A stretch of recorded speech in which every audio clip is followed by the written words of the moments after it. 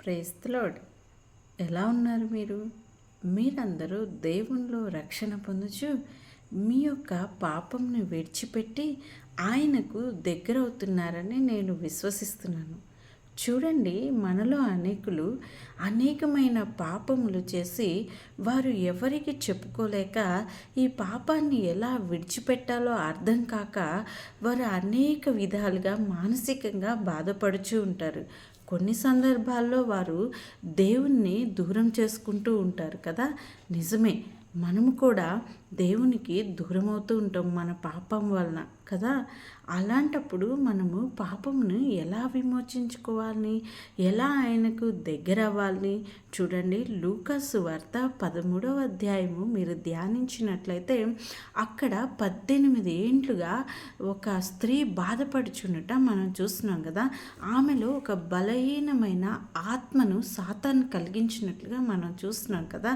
యేసు ఆమెను ముట్టిన వెంటనే ఆమె తన యొక్క బలహీనమైన ఆత్మను నుంచి బలము పొందినట్లు మనం చూస్తున్నాం కదా. ఈ వాక్య అధ్యాయంలో చూడండి, అనేక సార్లు మనము పాపమును ఎలా విడిచిపెట్టాలో అన్నీ మన జీవితంలో బాగానే ఉంటాయి, కానీ ఆ ఒక్క తప్పును మాత్రం మనం విడిచిపెట్టలేక ఎవరికి దాని గురించి మనం వివరించుకోలేక అనేక సార్లు బాధపడుతూ ఉంటాం కదా.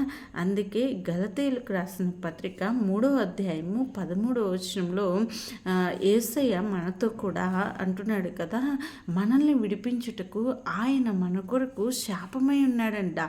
ఆయన మనల్ని విమోచించుట కొరకు మన కొరకు ఆయన సిలువను పొందాడంట. చూడండి, ఈ రోజున మీరు ఈ పాపం నుంచి విడిపించబడాలని కోరుకుంటున్నారా? చూడండి, మీరు ఈ రోజున శాపం నుంచి బయటకు రావాలని అనుకుంటున్నారా? ఇప్పుడే మీరు త్వరగా దేవుని ప్రార్థించండి. దేవుని ప్రార్థించి తొందరగా బయటకు వచ్చేయండి. ఆ స్త్రీ ఎలాగైతే స్వస్థతని కోరుకోవాలనుకుంటుందో మీరు కూడా అలానే మీ హృదయంలో ఉన్న పాపమును విడిచిపెట్టాలని ఆశ కలిగి ఉన్నట్లయితే, దేవునిలోకి వచ్చినట్లయితే తప్పకుండా ఆయన మిమ్మల్ని విడిపిస్తాడు కదా. ఆమేన్. హల్లెలూయా.